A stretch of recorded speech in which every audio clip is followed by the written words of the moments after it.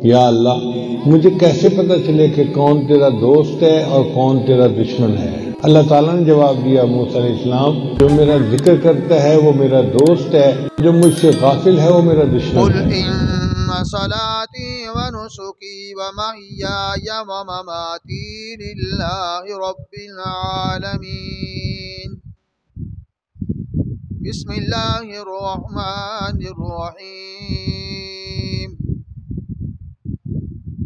इन्ना अअतैनाकल कौसर फस्सल्लि लिरब्बिका वन्हर इन्ना शानिअका हुवल अबतर। सदक़ल्लाहुल अज़ीम व सदक़ रसूलुहुन नबियुल करीम व नहनु अला ज़ालिका लमिनश शाहिदीन वश्शाकिरीन वल्हम्दुलिल्लाहि रब्बिल आलमीन। अल्लाहुम्मा सल्लि अला सय्यिदिना मुहम्मदिन व अला आलि सय्यिदिना मुहम्मदिन व बारिक व सल्लिम। अल्लाहुम्मा सल्लि अला सय्यिदिना मुहम्मदिन व अला आलि सय्यिदिना मुहम्मदिन व बारिक व सल्लिम। अल्लाहुम्मा सल्लि अला सय्यिदिना मुहम्मदिन व अला आलि सय्यिदिना मुहम्मदिन व बारिक व सल्लिम।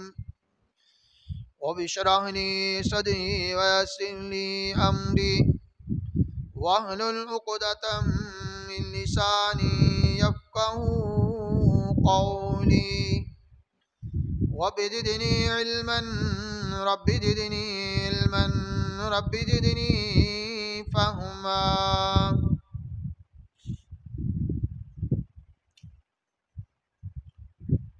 हर किस्म के हम्दो सना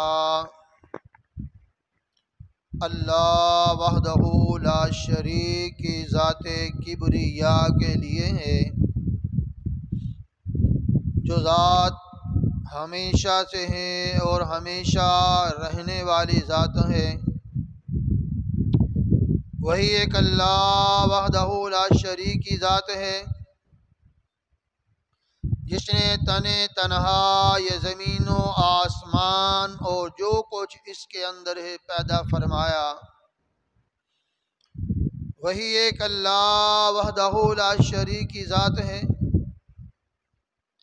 जो इस सारे निज़ाम को संभालने और चलाए हुए है। वही एक अल्लाह वहदहू ला शरीक की ज़ात है,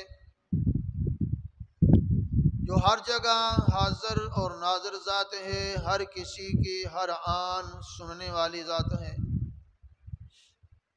दुरूद व सलाम मेरे और आपके आका महबूब कायनात महबूब खुदा अहमद मुज्तबा जनाब मोहम्मद मुस्तफ़ा सल्लल्लाहु अलैहि व आलिहि वसल्लम की ज़ात के लिए नजराना अक़ीदत पेश करने के बाद, बंदा नाचीज़ ने खल्लाक़ आलम के पाक कलाम क़ुरआन मजीद फ़ुरक़ान हमीद से दो मुकाम से तिलावत करने की सआदत हासिल की है।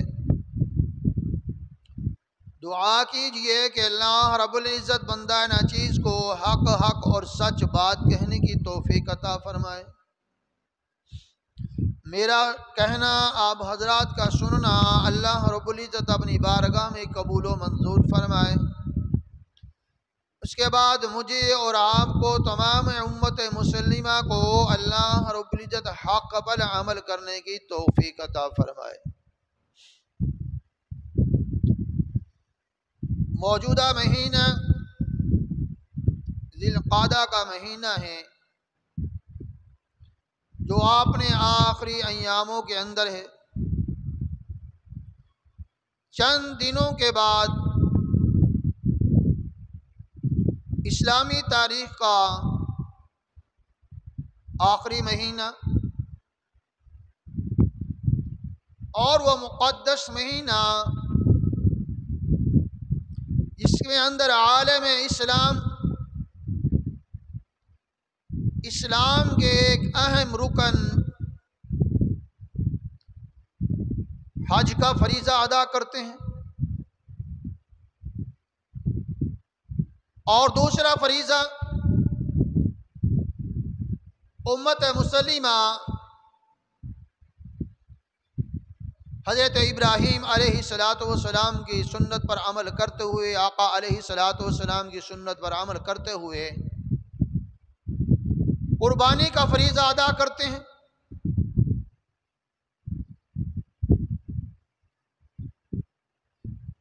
कुर्बानी अल्लाह का कुर्ब हासिल करने के लिए होती है।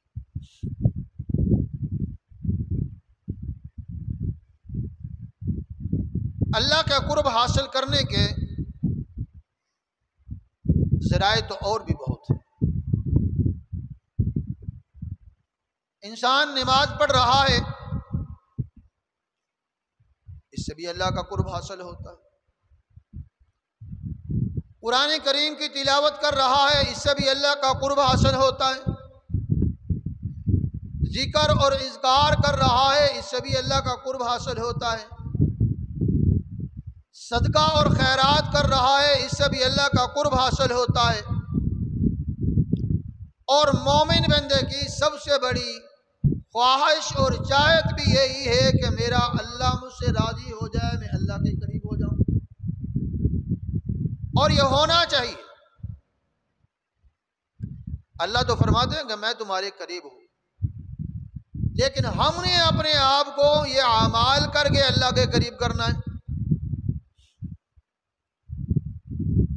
सारे अमाल अल्लाह के करीब करने वाले हैं, लेकिन लफ्ज़ कुर्बानी जो हमारे यहाँ आम बोला जाता है, वो ईद उल अज़हा पर अल्लाह की रज़ा के लिए रसूलुल्लाह की सुन्नत पर अमल करते हुए जानवर ज़िबा किया जाए, उसको कुर्बानी कहते हैं। और यह भी एक शरीयत का हुक्म है।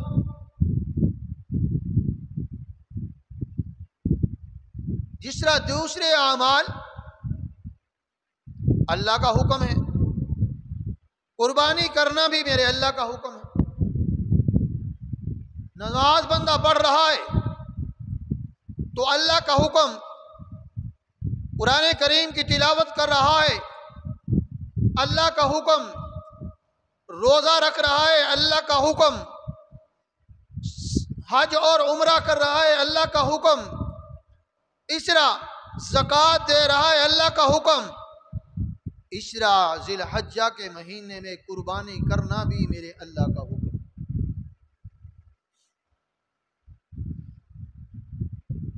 और कुर्बानी कोई नया अमल भी नहीं, यह कुर्बानी इब्तदाए इंसानियत से शुरू हुई। हमारे जद्द हजरत आदम अला नबीना अलैहिस्सलातु वस्सलाम, उनके ज़माने से कुर्बानी चली। उनके दो बेटे, आपस के अंदर झगड़ा हुआ। उस वक्त कानून ये था कि आदम अलैहिस्सलातु वस्सलाम के जुड़वा औलाद होती थी, एक बेटा एक बेटी। और ये अल्लाह की कुदरत है, अल्लाह ने इंसानियत को फैला रहा था। तो कानून अल्लाह ने यह बनाया कि एक जोड़े की दूसरे जोड़े के साथ शादी होगी। मसलन जो पहले जोड़ा हुआ है, अगर पहले लड़का है तो दूसरी लड़की के साथ, और दूसरी लड़की का पहले लड़के के साथ, बहन भाई का। लेकिन उस वक्त ये जायज़ था। ये जायज़ और नाजायज़ करने वाला मैं और आप कोई और नहीं है, ये परवरदिगार आलम की ज़ात है कि किसको किस वक्त क्या बताना है, क्या करवाना है, यह उसी का हुक्म से होता है। जो रब कहे तो वो इबादत है, ना कहे तो वो इबादत,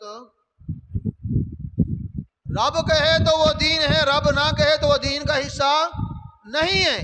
तो वहां रब ने हुक्म दिया, कभी छोटा का बड़े के साथ और बड़े का छोटे साथ निकाह हो जाए।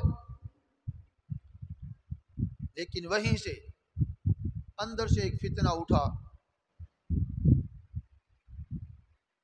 अब एक भाई कहता है जी मैंने तो अपनी बहन ही के साथ करना है, मैंने बड़े के साथ नहीं करना। और कानून यह था कि बड़ा छोटे के साथ करेगा, छोटी बड़ी बहन के साथ करेगा।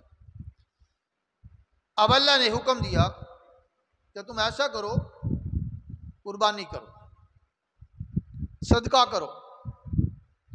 और उसका भी तरीका भी बताया कि अपना अपना माल ले जाओ और जाके पहाड़ के ऊपर रख दो, चौक में चौराहे में रख दो। जो सच्चा होगा आसमान से आग आएगी और उसको जला देगी, जो झूठा होगा उसका माल पड़ा रहेगा। अब एक ने मेंढा लिया, वो बकरा लिया, दूसरे ने अपने खेत से गल्ला लिया। अब दोनों जाकर पहाड़ पे रख के आ गए। अल्लाह का हुक्म आया, एक का जल गया, दूसरे का रह गया। लेकिन अंदर जो हसद साहब वो बुग़्ज़ खत्म ना हुआ। बहरहाल आखिर ये हुआ कि वो लड़ाई हुई और एक को एक ने शहीद कर दिया। तो मसला में ये बताना चाहता था कि कुर्बानी और सदका ये आज से नहीं, हजरत आदम अला नबीना अलैहिस्सलातु वस्सलाम से चला आ रहा है। लेकिन फर्क एक ये है कि उनके लिए कुर्बानी और सदका करना किसी और अंदाज के अंदर था, मेरे और आपके लिए किसी और अंदाज के अंदर है, लेकिन करना है। उनके लिए हुक्म यह था कि तुम कुर्बानी करो, सदका करो, जाके पहाड़ पे रख दो, चौक में रख दो, आसमान से आग आएगी जला देगी। लेकिन कुर्बान जाइए इस उम्मत पर और मेरे महबूब की रहमत पर कि जब इस उम्मत की बारी आई तो रब्बे कायनात ने कानून ही बदल दिया। फरमाया मेरे महबूब अब आपको और आपकी उम्मत को अपना माल कहीं चौक और चौराहे में रखने की जरूरत नहीं है, कहीं पहाड़ पे रखने की जरूरत नहीं है। जानवर तुम अपनी खुशी से लेके आओ, अच्छा लेके आओ, जो तुम्हें पसंद है वो लेके आओ और अल्लाह की रजा के लिए तुम उस जानवर को ज़िबा करो। ज़िबा अपने हाथ से करो, गोश्त अपने हाथ से बनाओ और फिर उसे ऐसा करो खुद ही उसको खा लो, तुम्हारा खाना ही अल्लाह के यहाँ कबूल हो जाए। ये खाना भी अल्लाह के यहाँ कबूल होता है। वो अलग मसला है कि गोश्त के हिस्से करने हैं, वो अलग मसला है कि गोश्त के हिस्से करो, अपने लिए भी रखो, अपने रिश्तेदारों के लिए भी रखो, गुरबा के लिए भी रखो। करते कुछ आज भी हैं लेकिन इसमें डंडी मार जाते। बड़ा तो तकसीम कर देते, बकरा ज़िबा करके फ्रिज रख लेंगे।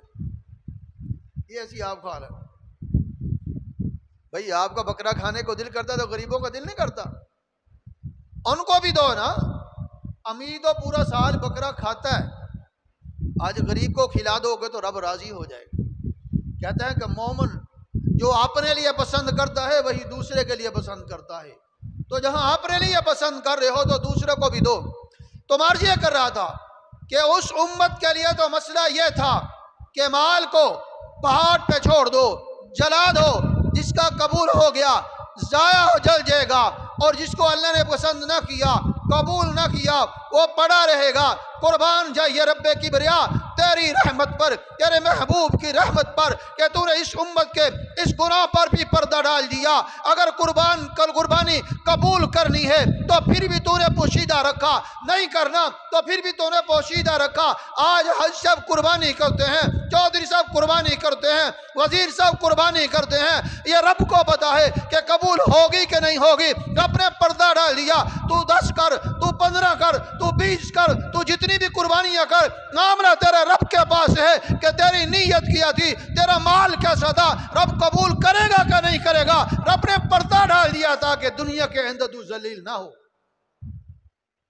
और अगर आज भी यही सूरत हाल होती कि रब लिख देते थे तेरी कुर्बानी तो कबूल नहीं है, तो आज तो हम ताने दे दे के मार देते, चौधरी साहब तुम्हारी कुर्बानी कबूल नहीं हुई, वो हाजी साहब तुम्हारी कुर्बानी कबूल नहीं हुई, तो हम तो ताने दे दे उसको जिंदा ना छोड़ते। ये हमारे अंदर बर्दाश्त नहीं है। तो कुर्बान जी अपनी रब की रहमत पर तो इस उम्मत के लिए अपने पर्दा डाल दिया कि यह मामला मेरा और मेरे बंदा का है, तुम्हें बात करने की जरूरत नहीं। जब उसने मेरे लिए किया है मैं जानू और वो जाने कबूल करना है कि नहीं करना। तो कुर्बानी अल्लाह का हुक्म है और कुर्बानी तमाम अंबिया से चली आ रही। हजरत इब्राहीम अलैहिस्सलातु वस्सलाम ख्वाब देखते हैं कि मैं अपने बेटे को ज़िबा कर रहा हूं। अल्लाह अकबर कबीरा। और जो अंबिया होते हैं, नबी होते हैं, उनका ख्वाब भी वही का दर्जा रखता है। इसके अंदर भी हिकमत थी। रब जिब्राईल अमीन के ज़रिए भी पैगाम भेज तक दे दे, मैं आपके बेटे की कुर्बानी चाहता हूं, लेकिन ऐसा नहीं किया। ख्वाब के अंदर दिखाया कि मैं अपने बेटे को ज़िबा कर रहा हूं। बाद रवायत में आके 3 दिन ये हुआ कि अपने बेटे को ज़िबा कर रहा हूं। बेटे के सामने इजहार किया, बेटा मैंने ख्वाब के अंदर देखा है कि मैं आपको अल्लाह के लिए ज़िबा कर रहा हूं, कुर्बान कर रहा हूं। कुर्बान चाहिए ऐसी औलाद पर भी। फरमाया बतिफलमा तुमर सतजिदुनी इंशाअल्लाहु मिनस साबिरीन। सुभान अल्लाह। फरमाया अब्बा जी फिर देर किस चीज की है, जो रब ने हुक्म दिया है कर दीजिए, इंशाअल्लाह आप मुझे सब्र करने वालों में पाएंगे। अल्लाह अकबर कबीरा। और यहां से ये भी बात ज़हन में रखिए, अल्लाह के नबी अपने बेटे से इसलिए पूछ रहे थे ताकि इस नेकी के इरादे के अंदर मेरे बेटे का इरादा भी शामिल हो जाए। मैंने तो कुर्बानी करनी ही करनी है क्योंकि मेरे रब का हुक्म है। जब मेरे रब ने हुक्म दे दिया तो इसके अंदर तो कमी पेशी नहीं हो सकती, मैंने तो करना ही करना है। अगर मेरा बेटा नेक दिल के साथ, नीयत के साथ चलेगा तो उसको भी इस कुर्बानी में इरादे पर नेकी मिल जाएगी। तो नेकी का इजहार। अल्लाह अकबर कबीरा। कहां वो बेटा पैदा हुआ, आजमाइश आ गई, बेटे से बोलना नहीं, अभी चंद दिन का हुआ, रब की तरफ से दूसरी आजमाइश आ गई। मेरे इब्राहिम अपने इस बेटे को ले लो, अपनी बीवी को ले लो और चलना शुरू कर दो, ले जाओ वहां जब तक मेरा हुक्म ना आए। अल्लाह के नबी शाम से चलते हैं अपनी बेटे को लेकर, अपनी बीवी को लेकर, थोड़ा सा पानी है, चंद खजूरें हैं, लेकर सफर शुरू कर दिया। चलते चलते एक ऐसा मुकाम आता है जिसको कुरान वादी गैर ज़ी ज़रअन के नाम से पुकारता है कि जहाँ पे दरख्त नहीं है, जहाँ पे पानी नहीं है, जहाँ पे सब्जा नहीं है, जहाँ पे इंसानियत का नामो निशान नहीं है, कोई चीज़ नज़र नहीं आती, दूर दूर तक सब्जा नज़र नहीं आता, कोई इंसान नज़र नहीं आता, हत्ता के चरंद परिंद नज़र नहीं आते। अल्लाह का हुक्म आ जाता है, मेरे इब्राहिम यहीं पे रुक जाइए, यहीं पे सवारी से उतार दीजिए, कुर्बान चाहिए। ऐसी माँ पर, ऐसी खातून पर, ऐसे सब्र पर, ऐसे ईमान पर, ऐसे इस्तकामत पर जब बच्चे का उतारा, छोड़कर चलने लगे। अम्मा हाजरा कहती है कहाँ जा रहे हो, क्यों जा रहे हो, क्या वजह, क्या नाराज हो गए? नहीं नहीं, नाराज भी नहीं हुआ। क्या हुआ, क्यों छोड़ के जा रहे? बस जा रहा हूँ। रब कायनात की तरफ इशारा किया, क्या मेरे रब का हुक्म था क्या छोड़ के जाना है? मुंह से इशारा कर दिया, गर्दन से इशारा कर दिया कि मेरे रब का हुक्म है, मेरे रब ने कहा है यहाँ छोड़ कर जाना है। फरमाया जाइए, जो मेरा रब आपको आतिश नबरूद के अंदर जिंदा रख सकता है, हमें यहाँ वादिया गैर ज़रअन के अंदर मेरा रब हमें भी जिंदा रख सकता है। अल्लाह अकबर कबीरा। छोड़ के चले गए। आजमाइश देखिए, फिर आजमाइश आई। ख्वाब के अंदर देखा कि अपने लख्ते जिगर के गले पे छुरी चला रहा हूं, ज़िबा कर रहा हूं। फिर आजमाइश आ गई, बच्चे को लेके चल पड़े। बच्चे को पूछा, बेटा मैंने ये देखा है। बच्चा इजहार करता है, अब्बा जी आपको जो रब का हुक्म मिला है आप पूरा कर दीजिए, इंशाअल्लाह मैं सब्र करने वालों में मुझे पाएंगे। बच्चे को लेकर चल पड़े। आज वो मादी अमीना तारीख दोहराती है, आज हाजी पूरे उम्मत दुनिया से मुसलमान पूरी दुनिया से जमा होते हैं तेरे उस नबी की सुन्नत को जिंदा करने के लिए मीना की वादी में नजर आते हैं। और क्या करते हैं कि उस दौर के अंदर अल्लाह ने अपने एक नबी को भेजा, नबी के बेटे नबी को भेजा कि यहाँ पे ज़िबा करना है। वहाँ ज़िबा करने के लिए अपने बेटों को ज़िबा करने के लिए लिटा दिया है, छुरी चलाते हैं, छुरी चलती नहीं है क्योंकि रब का हुक्म था चलाना है, चलना नहीं है। रब का हुक्म था इब्राहिम को चलाने का और छुरी को हुक्म था ना चलने का। एक चलाने पे लगा हुआ है और दूसरी ना चलने पे रुकी हुई है। अल्लाह के नबी चलाना चाहते हैं, छुरी चलती नहीं है, क्यों कि रब चाहता नहीं था। रब ने दिखाया भी ख्वाब के अंदर यही था कि मैं ज़िबा कर रहा हूं, ज़िबा किया हुआ नहीं दिखाया था, ज़िबा किया हुआ नहीं दिखाया था, यही दिखाया था ज़िबा कर रहा हूं। अल्लाह के नबी लेकर चले जा रहे हैं, शैतान आ गया। आज तक किसी ने अपने बेटे को ज़िबा किया है? समझ गए कि ये तो मेरा रब का और मेरा मामला था। ये कौन आ गया, ये कहां से आ गया? पत्थर उठाए मारे, फिर आगे आ गया, फिर पत्थर उठाए फिर मारे, फिर आगे आ गया, फिर पत्थर उठाए फिर मारे। मेरे रब को ये आज़ाब भी पसंद आ गई।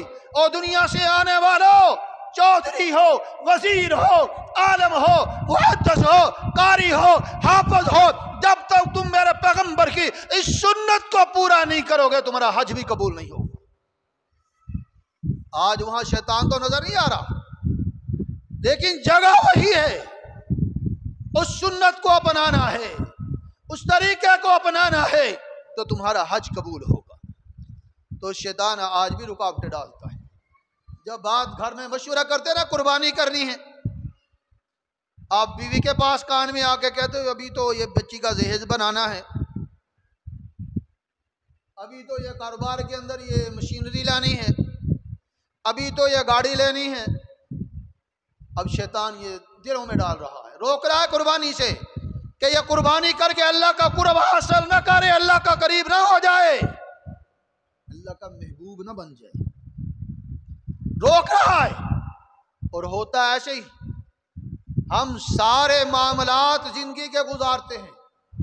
अगर किसी के यहाँ खुशी हो, क्या कभी उसी ने कहा कि मैंने कारोबार में वसी करने या खुशी पे खर्चा नहीं करना? उस वक्त तो ढोल ढमक्का, मरासी, मेहंदी, सहराबंदी, बारात और पता नहीं क्या कुछ करता है जो शरीयत का हिस्सा नहीं, दीन का हिस्सा नहीं, कुरान का हिस्सा नहीं, सुन्नत का हिस्सा नहीं। वो सब कुछ करने के लिए तेरे पास गुंजाइश निकल आती है। और जब रब का हुक्म आता है, मेरे महबूब की सुन्नत की बारी आती है, फरीज़ा दीन की बारी आती है, फिर कहता भी गुंजाइश नहीं। सुनो, उलमा ने लिखा है जिसके पास 52 तोले चांदी की मिकदार के अंदर जरूरियात जिंदगी से जायद माल है, उसके ऊपर कुर्बानी वाजिब है। जरूरियात असली, इससे जायद 52 तोले चांदी की मिकदार के अंदर जिसके पास ये हैं वो कुर्बानी करे। और इससे हटकर सोना है, चांदी है, जेवर की शक्ल के अंदर वैसे, नगदी है, माले तिजारत है, उस पर भी कुर्बानी वाजिब है। और घर के अंदर जरूरियात जिंदगी से ज्यादा ऐसा सामान पड़ा है जिनको साल भर इस्तेमाल ही कोई नहीं करते। आज घरों के अंदर देखिए ना जरा जाकर, पेटियां भरी पड़ी हैं और उनको निकालने तक की नौबत कभी नहीं आती। वो हजारों में नहीं लाखों में माल होता है, बर्तनों की शक्ल में, बिस्तरों की शक्ल में, और पता नहीं किसकी शक्ल के अंदर इतना माल पड़ा होता है। और औरतें तो कहती भी ये तो मेरे इस्तेमाल का जेवर है, इस पर क्या कुर्बानी क्या ज़कात हो। भाई ये जरूरियात हमारी जिंदगी नहीं, इससे जायद है, इस पर कुर्बानी वाजिब है। और मेरे हक़ अलैहिस्सलाम ने फरमाया कि जो कुर्बानी की सलाहियत रखता है, अहलियत रखता है, कुर्बानी उस पर वाजिब है और वह कुर्बानी नहीं करता, हमारी ईदगाह में आने की जरूरत नहीं, हमारी ईदगाह में आने की उसको इजाजत नहीं है। और फिर कुर्बानी पे है क्या? फरमाया जब कुर्बानी के जानवर को ज़िबा करते, कुर्बानी का खून नीचे गिरने से पहले कुर्बानी करने वाले के अल्लाह गुनाहों को माफ फरमाता। फिर एक और मसला है कि बाज़ लोग 4-5 अफराद घर के अंदर हैं, उन्हें ऐसी तरतीब लगाई है जैसे एक साल बाप की तरफ से कुर्बानी, एक साल बीवी की तरफ से कुर्बानी, और दूसरी साल बेटे की तरफ से, और चौथे साल बेटी की तरफ से। अब ज्यादा जोश आया तो 5वां साल बाप की तरफ से, माँ की तरफ से। भाई मसला ये है, घर के अंदर अगर 10 अफराद भी हो और साहियत हो तो सब पर अलग अलग कुर्बानी आ जाए। साहिब हसीयत सारे हो, सब पर कुर्बानी है। अगर साहिब हसीयत नहीं है तो जो है वो कुर्बानी करे। और ये भी ध्यान में रखिए कि सबसे पहले कुर्बानी जो साहिब हसीयत है उसके ऊपर है, वो अपनी कुर्बानी करे, अपनी करे, फिर वो वालिद की तरफ से करे, वालिदा की तरफ से, बीवी की तरफ से करे, बच्चों की तरफ से, या मेरे और आपके आका जनाब मोहम्मद रसूलुल्लाह सल्लल्लाहु अलैहि वसल्लम की तरफ से अदा करे। और आका अलैहिस्सलाम की तरफ से भी कुर्बानी अदा करनी चाहिए। ये मोहब्बत रसूल में मेरे आका अलैहिस्सलाम जब कुर्बानी लगे फरमाया ये तो मेरी तरफ से, दूसरी कुर्बानी करेंगे या ये मेरी तरफ से और मेरी उम्मत के उन गरीबों की तरफ से जो कुर्बानी की अहलियत नहीं थे, कुर्बान जाइए। महबूबे कायनात सल्लल्लाहु अलैहि वसल्लम ने क़यामत तक आने वाली उम्मत के लिए फरमा दिया कोई कुर्बानी की सलाहियत नहीं रखते, इतनी इस्तात नहीं रखते, उनके दर्ज में मोहम्मद करीम कुर्बानी अदा कर रहा।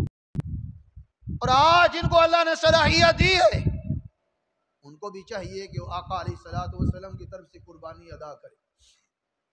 एक और लफ्ज थोड़ी सी वजाहत कर दो। कुर्बानी करते वक्त हम आम तौर पे लफ्ज ये बोलते हैं, जी ये दादाजी के नाम की, जी ये नाना जी के नाम की, ये बाप के नाम की। भाई किसी के नाम की नहीं, सिर्फ अल्लाह के नाम की। किसके नाम की? किसके नाम की? किसके नाम की कुर्बानी है? अल्लाह के नाम की। और किसकी तरफ से? बाप की तरफ से करें, बेटे की तरफ से करें, औलाद की तरफ से करें, चाहे अपने पीर मुस्ताद मुर्शद की तरफ से करें, और महबूबे कायनात जनाब मोहम्मद रसूलुल्लाह सल्लल्लाहु अलैहि वसल्लम की तरफ से अदा करें। लेकिन किसके नाम की है? अल्लाह का नाम। आका अलैहिस्सलातु वस्सलाम ने क्या फरमाया? कुल इन्ना सलाती व नुसुकी व महयाया व ममाती लिल्लाहि रब्बिल आलमीन। फरमाया कि मेरी नमाज, मेरी कुर्बानी, मेरा जीना, मेरा मरना सारा किसके लिए है? अल्लाह के लिए। तो हमने भी जो अमल करना है वो किसके लिए? अल्लाह के लिए। तो अल्लाह रब्बुल इज्जत ने कुरान पाक में कुर्बानी करने का हुक्म दिया। कुल इन्ना सलाती व नुसुकी। ये नुसुकी क्या है? ये नुसुकी क्या है? कुर्बानी है। आका अलैहिस्सलातु वस्सलाम हिजरत फरमा कर जब मदीना मनव्वरा तशरीफ ले गए, हर साल कुर्बानी आका अलैहिस्सलातु वस्सलाम किया करते थे। और हिज्जतुल वदा के मौके पे आका अलैहिस्सलातु वस्सलाम ने हज किया, पता कितनी कुर्बानियां की थी? 100 ऊंट कुर्बान किए थे। कितने किए थे? 100 ऊंट आका अलैहिस्सलातु वस्सलाम ने कुर्बानी की थी। और जिनमें से तकरीबन 60 के करीब मेरे आका ने खुद ज़िबा भी फरमाई। जिस ऊंट की बारी थी वो खुद सामने आ जाता था, आका मेरा कुर्बानी कर लीजिए। तो आका अलैहिस्सलातु वस्सलाम का अमल कुर्बानी का और सहाबा इकराम रिज़वानुल्लाह अलैहिम अजमाइन का अमल कुर्बानी का। आज बाज लोग कहते जो कुर्बानी से तो ये जानें ज़ाया होती हैं, ये माल ज़ाया होता है,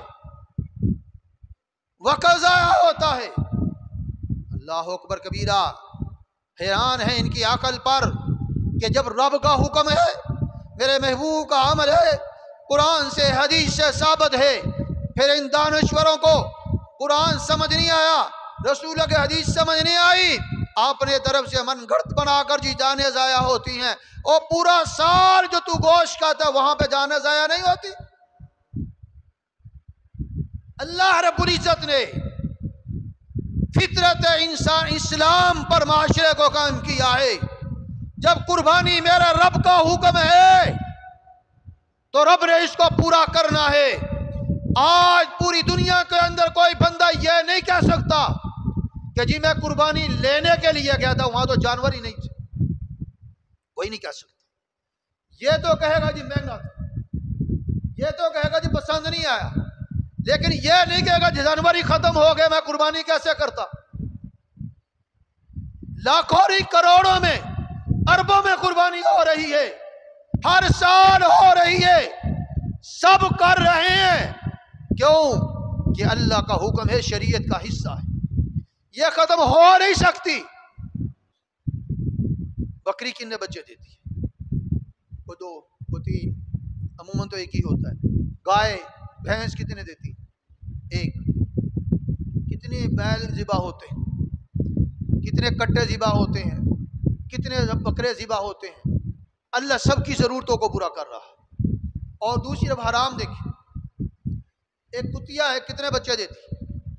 10-12 तो होंगे, 10-12 तो होंगे। आज मोहल्लों में कितने फिर रहे हैं। जिसकी जरूरत नहीं थी रब ने इतनी पैदावार नहीं की, जिसकी जरूरत थी रब ने पैदावार बढ़ा दी कि मेरे बंदों को जरूरत पड़ेगी। आज ये कोई नहीं कह सकता जी मुझे कुर्बानी मिली नहीं, मैं कैसे करता।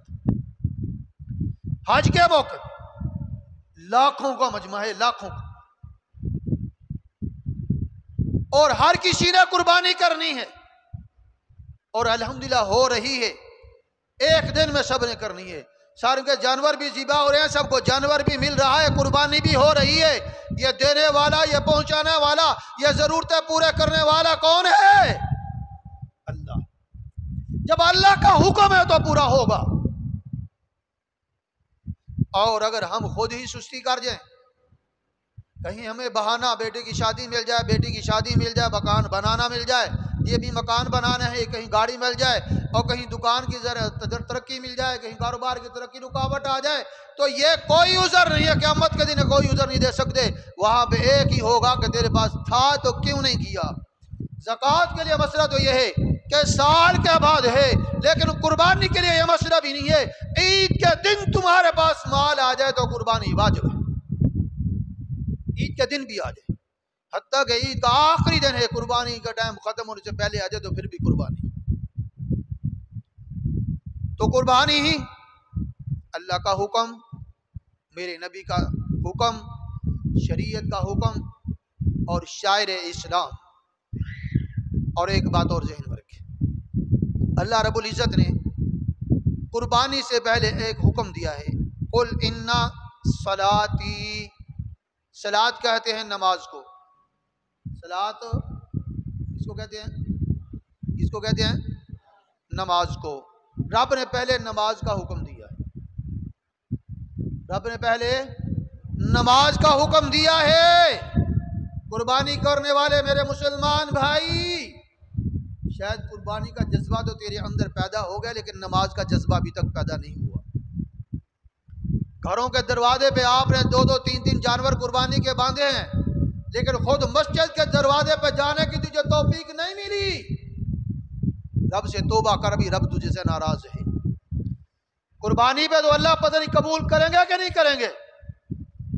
तेरा जानवर तो नहीं जा रहा, तेरा गोश्त तो नहीं जा रहा, तेरा खून तो अल्लाह के नहीं जा रहा, वहां तो तेरा तकवा जा रहा। तेरे अंदर तकवा जो है वो रब के यहां जा रहा है। तो तकवा कहां से मिलेगा? जब नमाज पढ़ेगा, कुरान पढ़ेगा, जिक्र अज़कार करेगा, रब के दीन पर चलेगा तो तकवा मिलेगा। और सारे अमाल का निचोड़ रब ने तकवा रखा है।